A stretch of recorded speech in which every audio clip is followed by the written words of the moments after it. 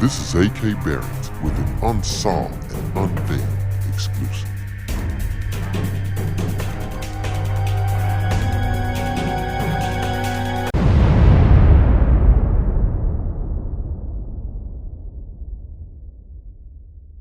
When you think of Memphis, Tennessee, you think of the blues, Beale Street, and yes, barbecue. But you don't think of one of the most baffling unsolved cases in recent memory. Dr. Cherryl Pearson. She was 37 years old and a pediatric doctor living in Bartlett, Tennessee. Dr. Pearson disappeared early January 5th, 2002, after attending a Memphis Grizzlies basketball game without the cell phone, pager, or her life-saving diabetic medication. The family became nervous when Cherryl was supposed to babysit for her sister, but when she came over to drop the children off, Cherryl wasn't home. If you're thinking she left in a hurry, couple that with the fact that she received a phone call from a payphone at 1:58 a.m. It had to be something dire to make her leave so hurriedly without her pager, her phone, and her medication. Dr. Cherryl Pearson was never seen or heard from again.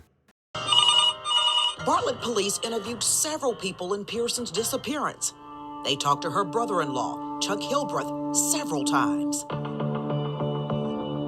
Suspicious? Chuck kind of had a checkered past, so to speak. He was a person of interest for quite a while. Every time we would get something that maybe that he had told us that didn't quite add up, we would interview Ren, which is Lorinda, or interview Chuck again. We interviewed Mr. and Mrs. Pearson again about Lorinda and Chuck to see what they thought, and it just never panned out. There was a life insurance policy that Cherryl left for Lorinda that was $150,000. The average person may think that would be a motive. There was evidence that they did have some marital and financial problems, so yes, $150,000 possibly could go a long way, but it was my understanding that that money was to go to Lorinda for the children. Did Chuck have an alibi?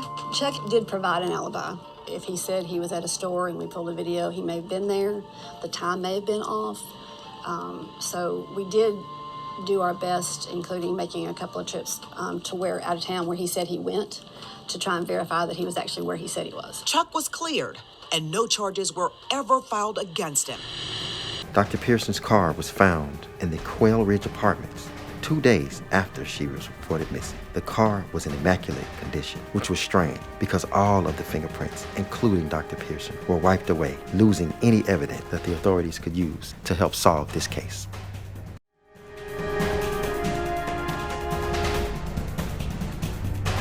In 2013, we did get some information from a gentleman who had been incarcerated. And he talked to another person who was incarcerated with him who had some information and provided a letter that got sent to us and sent, I believe, to the district attorney's office, and about what they saw happen. That new information was about some women in Georgia who supposedly knew something about Dr. Pearson's disappearance.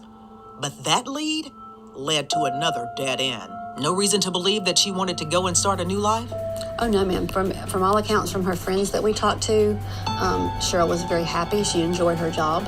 She loved spending time with her sister's children. The 14-year-old missing case person of Dr. Cherryl Pearson has some Memphians asking the question, is this a real-life case of how to get away with murder?